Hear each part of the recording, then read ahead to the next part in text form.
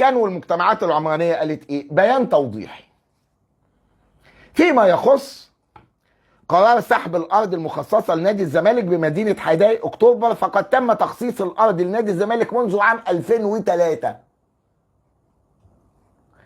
وتم منح جميع المهل اللازمه والتيسيرات لغايه عام 2020. من 2003 لغايه 2020 تم صدور قرار بإلغاء التخصيص للأرض لعدم إثبات الجدية في التنفيذ. بيحكي لك الحدوتة من الأول. ثم في عام 2021 اسمعوا بقى الكلام المهم، اسمعوا الكلام المهم.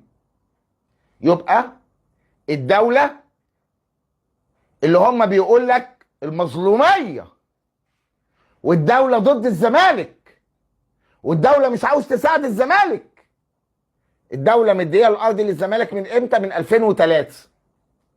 من 2003 ل 2020 يعني 17 سنة محدش عمل فيها حاجة. راحت سحبها، راحت سحبها خلاص. في 2021 وجه فخامة السيد رئيس الجمهورية مشكورا دعما لقطاع الرياضة والمشتركين في النادي. يعني معالي رئيس بيدعم الرياضة وبيدعم جمهور نادي الزمالك وأعضاء الجمعية العمومية في نادي الزمالك. فوجه سعادته بإيه؟ بالتالي: قيام وزارة الإسكان بمنح نادي الزمالك مدة عامين، اداهم سنتين كمهلة إضافية أخيرة. ركزوا في الكلام لأن البيان كل حرف فيه مهم، كل حرف فيه مهم. مدة عامين كمهلة إضافية أخيرة لنهو، عشان ينهوا كافة الإنشاءات واستكمال جميع الأعمال على قطعة الأرض المذكورة، مع أخذ التعهدات اللازمة على النادي بأيلولة قطعة الأرض بما عليها لجهاز مدينة حدائق أكتوبر حال عدم الالتزام بتنفيذ ذلك بكل دقة. لما سحبوا الأرض في 2020 معالي السيد الرئيس علشان خاطر الزمالك وعشان خاطر الزملكاوية وعلشان خاطر الجمعية العمومية قال لك إيه؟ اديهم سنتين بس على شرط تخلصوا لي كل الشغل في السنتين دول، ما ادهمش ولا يوم ولا أسبوع، كتر خيره. سنتين، سنتين.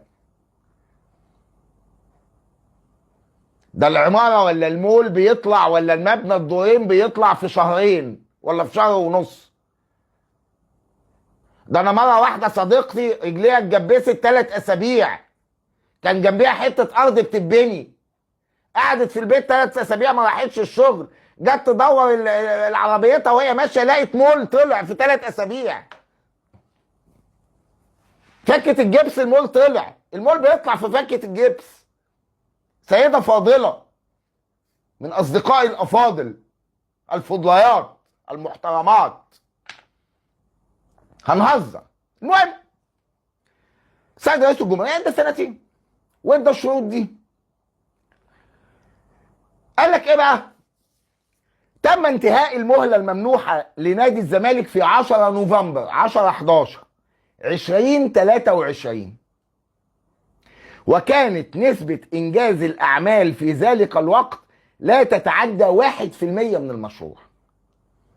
يبقى رئيس ادى مهلة سنتين، خلصت في 10 نوفمبر 10/11/2023 ونسبة الأعمال كانت إيه؟ 1%. بصوا بقى البهوات عملوا إيه. بتاريخ 4/4/2024 ده مجلس لبيب أرسل نادي الزمالك خطاب متضمن برنامج زمني مكثف لتنفيذ كافة عناصر المشروع، لتنفيذ كافة عناصر المشروع مع تعهد النادي. بصوا بقى عملوا ايه، عملوا ايه. بعتوا، هم اللي بعتوا جواب مع تعهد النادي كتبوا على نفسهم تعهد بالالتزام بالمدة المذكورة في البرنامج الزمني اللي هم حطوه، واللي يخلص في شهر 7 يوليو 2025.